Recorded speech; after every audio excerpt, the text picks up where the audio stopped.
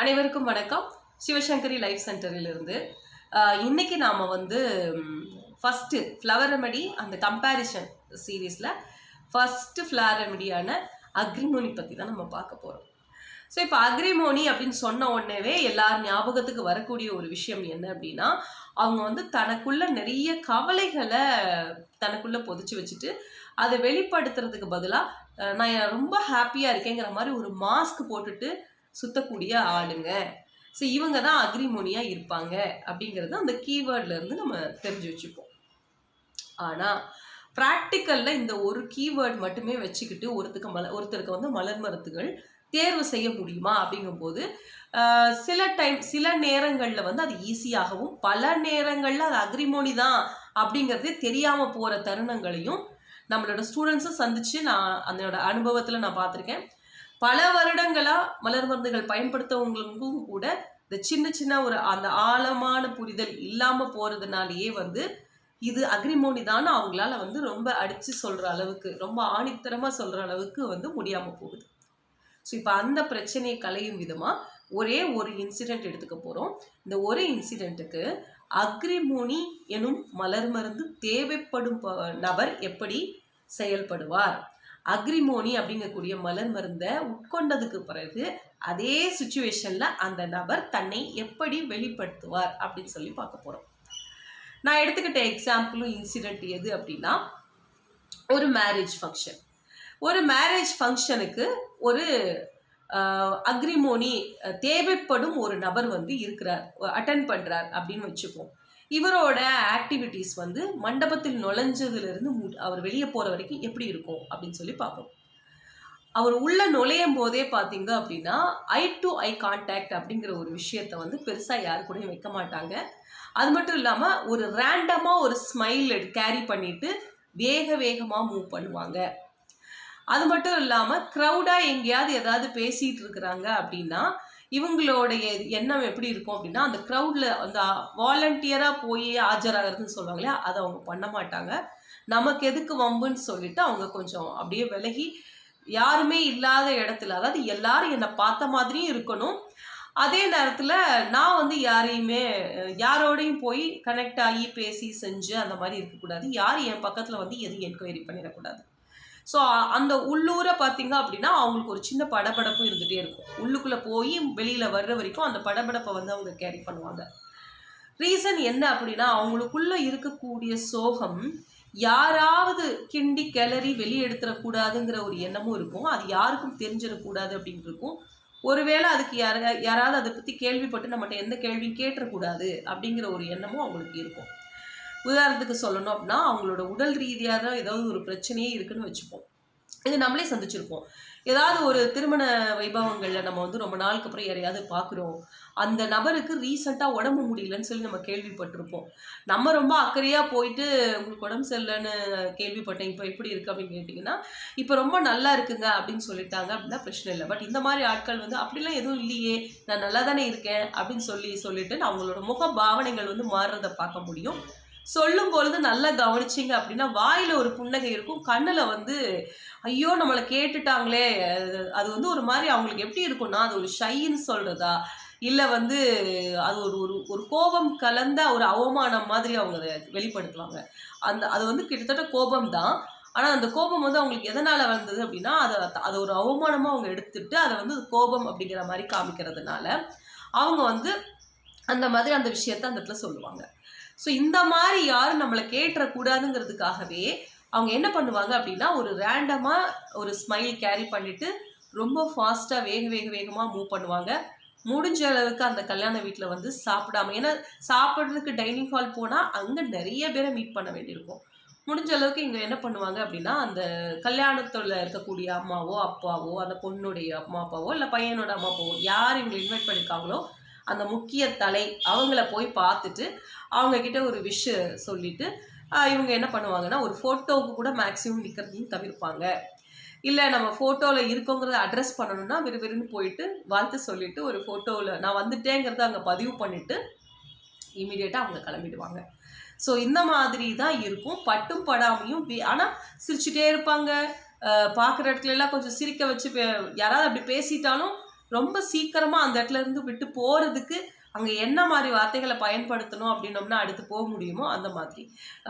ஒன்று ஃபோன் பேசிகிட்டே போகிறது, இல்லை அப்படின்னா வந்து சிரிச்சிட்டே ஹாய் ஹாய் ஹாய்ன்னு சொல்லிட்டு இவங்க என்ன பண்ணுவாங்க அப்படின்னு பார்த்தீங்கன்னா, வேற இவங்க ஏதாவது கேட்க போறாங்கன்னு இவங்களுக்கு தோன்றதுக்கு முன்னாடியே சாப்பிட்டீங்களா, அப்புறம் ரொம்ப நாள் ஆச்சு, ஏதாவது ஒரு விஷயத்த பேசி ஒரு முக்கியமான வேலை, ரொம்ப அர்ஜென்ட்டு, நான் கிளம்ப வேண்டியது இருக்கு அப்படி சொல்லி அவங்க பேச விடாம இவங்க இது பண்ணிட்டு போயிட்டே இருப்பாங்க.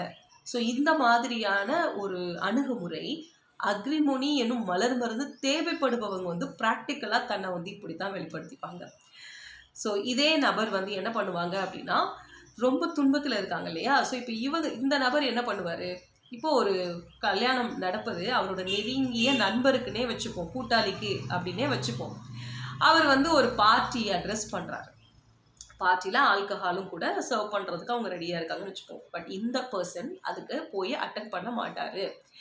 அப்படியே போனாலும் கூட இவருக்கான பங்கு என்னவோ அதை வாங்கிட்டு தனியாக போயிடுவார். யாரோடு சேர்ந்து உட்காந்து ஆல்கஹால் எடுக்கிற பழக்கம் இருக்காது. ரொம்ப பெருந்தன்மையாக சொல்லுவார், இல்லை இல்லை எனக்கு அது பழக்கம் இல்லை, எனக்கு அதில் விருப்பம் இல்லை, இன்றைக்கி நான் அந்த எடுத்துக்கிற மூடில் இல்லை, அப்படி ஏதாவது ஒன்று சொல்லி தட்டி கழிச்சிட்டு, ஆனால் இவர் தனியாக வந்து உட்காந்து அதை அவருடைய இதில் வந்து இருப்பார். என்ஜாய் பண்ணுறதாகட்டும், இல்லைன்னா அவர் வந்து எடுத்துக்கிறதாகட்டும், ஆல்கஹால் எடுக்கிறதாகட்டும், தனியாக தான் இருப்பாங்க. அவங்க எடுத்துக்கிறாங்கங்கிறது கூட யாருக்கும் தெரியாத அளவுக்கு மெயின்டைன் பண்ணுவாங்க. ஸோ இந்த ஆல்கஹால் எடுக்கிறது சந்தோஷத்துக்காகவா அப்படின்னு கேட்டால், கவலையை மறப்பதற்காக நான் இந்த ஒரு விஷயத்த கையாளுறேன் அப்படிங்கிற மாதிரி எடுத்துப்பாங்க. ஸோ இப்போ முடிஞ்ச அளவுக்கு அக்ரிமோனி மனிதர்கள் வந்து நிறைய ரகசியங்களை வந்து பாதுகாக்கக்கூடியவங்களாக, தன் பற்றின ரகசியங்கள் வந்து, ஏன்னா ரகசியங்கிறது ஒருத்தருக்கு தெரிஞ்சாதான் ரகசியம். நம்ம ஒரே ஒரு நபர்கிட்ட அது வெளியிட்டுட்டாலும் அது ரகசியம் கிடையாது, அது ஒரு நியூஸாக அடுத்தடுத்து போக ஆரம்பிச்சிடும். ஸோ இப்போ ரகசியங்கள் அப்படிங்கிறது வந்து இவங்களை வந்து ரகசியம் அப்படின்னே சொல்லலாம். இவங்க தன்னை பற்றின எந்த ஒரு விஷயமும் யாருக்கிட்டையுமே வந்து சொல்கிறதுக்கு விருப்பப்படவும் மாட்டாங்க, அதுக்கான சூழ்நிலையும் வளர்த்துக்க மாட்டாங்க. இப்போ நான் சொன்ன விஷயங்கள் தான் அக்ரிமோனி மலர் மருந்து தேவைப்படும் நபர் ப்ராக்டிக்கலில் இப்படி தான் இருக்கிறாங்க அப்படின்ட்டு. இது இன்னும் வேறு சுச்சுவேஷனில் இன்னும் நிறையா இருக்கும். பட் திருமண வைபவம் அப்படிங்கிறது நிறைய பேர் இந்த மாதிரி கேரக்டர்ஸை சந்திச்சிருப்போம். இப்போ நான் சொல்லும் போதே நிறைய பேருக்கு ஞாபகம் வரும். ஸோ அதை வச்சு நீங்கள் அவங்கள வந்து தொடர்ந்து நீங்கள் பார்க்க இன்னும் நிறைய விஷயம் வந்து லேர்ன் பண்ணலாம். சரி, இப்போ இந்த நபருக்கு நம்ம வந்து அக்ரிமோனிங்கிற மலர் மருந்து கொடுத்துட்றோம். கொடுத்ததுக்கப்புறம் இவர் வந்து என்ன மாதிரி தன்னை வெளிப்படுத்திப்பார் அப்படிங்கிறத பார்க்கலாம்.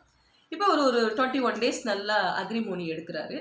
இவருக்குள்ளே என்ன மாதிரி மாற்றங்கள் வரும் அப்படின்னா, ஒரு திருமணத்தை ரொம்ப லைவ்லியாக எடுத்துகிட்டு போவார். எப்படின்னா, அந்த ரேண்டம் ஸ்மைல் இருக்காது, ஹார்ட்லேருந்து அந்த ஸ்மைல் வெளிப்படும். நின்று நிதானிச்சு, அதாவது அந்த முன்னாடி இருக்க ரிசப்ஷனில் இருந்து பந்தியில் இருக்கிற வரைக்கும் எல்லார்கிட்டையும் அவர் வந்து பேசுவார். 2 minutes அது பேசுவார். மாதிரி பொண்ணு மாப்பிள்ளை அவங்களோட பேரண்ட்ஸ் எல்லாத்தையும் போயிட்டு ஒரு வணக்கம் வைக்கிறதாகட்டும், அவங்களோட வாழ்த்து செய்திகளை சொல்கிறதாகட்டும், அதுக்கெல்லாம் தயக்கமே இருக்காது. அது மாதிரி ஏதாவது ஒரு குரூப் ஏதாவது ஒரு விஷயம் பேசுகிறாங்க அப்படின்னு தெரிஞ்சாலும் கூட இவங்க என்ன பண்ணுவாங்க அப்படின்னா, அதில் போய் என்ன ஏதுன்னு சொல்லி பார்த்துட்டு, இது நமக்கு தேவையில்லை அப்படின்னு தெரிஞ்சால் அவங்க வந்து போவாங்க. கொஞ்ச நேரம் அங்கே நிற்கிறதுக்கும் அவங்க தைரியமாக தான் இருப்பாங்க. முன்ன எப்படி ஒரு க்ரௌடு இருக்கிற மாதிரி தெரிஞ்சால் எஸ்கேப் ஆகி ஓடினாங்க இல்லையா? ஸோ அந்த தன்மை இருக்காது, படப்படப்பு பதட்டம் எதுவுமே இருக்காது. இந்த நிலையில் போய் அவர்கிட்ட நீங்கள் யாரும் நலம் விசாரிச்சிங்க அப்படின்னா, ரொம்ப நல்லா இருக்கேன், ஞாபகம் வச்சு கேட்டதுக்கு நன்றின்னு சொல்லுவாங்க. ஸோ நம்ம மேலே அக்கறை கொள்வதற்கு சில மனிதர்கள் இருக்கிறாங்களே அப்படின்னு நினச்சி சந்தோஷமும் படுவாங்க. ஸோ இதுதான். அது மட்டும் இல்லாமல் தன்னை நல்ல ஹார்ட்லேருந்து வெளிப்படுத்த ஆரம்பிப்பாங்க. இப்போ ரகசியம் அப்படிங்கிறது, ஏன்னா ரகசியம் அப்படிங்கிறது வந்து நார்மலாகவே வந்து இது யாருக்கும் தெரியக்கூடாத ஒரு செய்தி. அது நல்லதாகவும் இருக்கலாம், கெட்டதாகவும் இருக்கலாம். இல்லை வந்து ஒரு முன்னெல்லாம் சீக்ரெட் அப்படின்னு சொன்னாலே வந்து சில கோடு, சில ஸ்ட்ராட்டஜிஸ் இதெல்லாத்தையுமே கூட ரகசியமாக வைப்பாங்க. பட் இவர் ரகசியம்னு சொல்கிறது எல்லாமே இவரோட பிரச்சனை வெளியில் நடந்த ஒரு விஷயம், இவருக்குள்ளே நடந்த ஒரு விஷயம், 2 பேருக்கு மத்தியில் நடந்த ஒரு விஷயம், அதோட இம்பேக்ட் வந்து ஒரு வருத்தத்தை அவருக்குள்ளே க்ரியேட் பண்ணியிருக்கலாம், ஒரு பயத்தை க்ரியேட் பண்ணியிருக்கலாம், எதுவாக வேணால் இருக்கலாம். பட் அந்த க்ரியேட் பண்ண அந்த ஒரு இமோஷன்ஸ் அவர் என்ன பண்ணுறாரு அப்படின்னா, உள்ளூர வச்சு அமுத்திக்கிறாரு. அது எந்த விதத்திலையும் வெளியே எக்ஸ்போஸ் பண்ணுறது கிடையாது. ஸோ இதை தான் அக்ரிமோனிக்கு சொல்லப்பட்டிருக்கு. ஸோ அப்போ நம்ம வந்து அக்ரிமோனி மனிதர் வந்து வருத்தத்தை மட்டும்தான் உள்ள வச்சுப்பாரு, மத்தபடி வந்து அவர் வாயில வந்து புன்னகையை ஏந்திய வண்ணம் இருப்பாரு அப்படிங்கிற மாதிரி. கண்ணெல்லாம் என்ன அழுகுது கேட்டால் வேர்க்குதே அப்படின்னு சொல்றாங்களா, அந்த மாதிரி கிடையாது ப்ராக்டிக்கல்ல. அவருக்குள்ள நிகழ்ந்த, ஏன்னா நம்ம நினைக்கிறோம் கவலை மட்டும்தான் வந்து ஒருத்தருக்கு கஷ்டத்தை கொடுக்கும் அப்படின்ட்டு. கவலை, அவமானம், அதுக்கப்புறம் இவருக்கு ஏற்பட்ட தனிப்பட்ட துக்கம், பயம், இது எதுவுமே ஒரு மனுஷனை கம்ஃபர்டபுளா வச்சுக்க முடியாது. ஸோ இதை பத்தி யாரெல்லாம் வந்து நான் சொன்ன இமோஷன்ஸ் சார்ந்த விஷயங்கள் அவங்கள பாதிக்குது அப்படின்னா, அதை பத்தி அவங்க யாருக்கிட்டையுமே பேசலை அப்படின்னாலும் அது அக்ரிமோனி தான். ஸோ இப்படி புரிஞ்சுக்கிட்டீங்க அப்படின்னா மலர் மருந்துகளை பற்றி புரிஞ்சுக்கிறது ரொம்ப ஈஸி.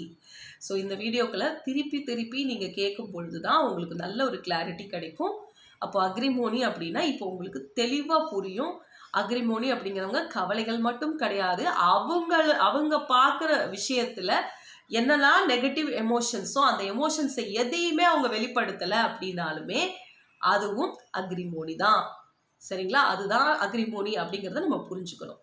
அப்போ வெறுமனே கவலையை வெளிப்படுத்தலைன்னா தான் அக்ரிமோனி தருவேன் அப்படின்றது கிடையாது. இப்போ எந்த ஒரு விஷயமா இருந்தாலும் உள்ளே இருக்கு, பட் வெளிப்படுத்த தயாரா இல்லை, அதை பற்றி பேச தயாரா இல்லை. அப்போ அந்த இடத்துல எல்லாமே உங்களுக்கு அக்ரிமோனி வந்து ஒர்க் ஆகும்.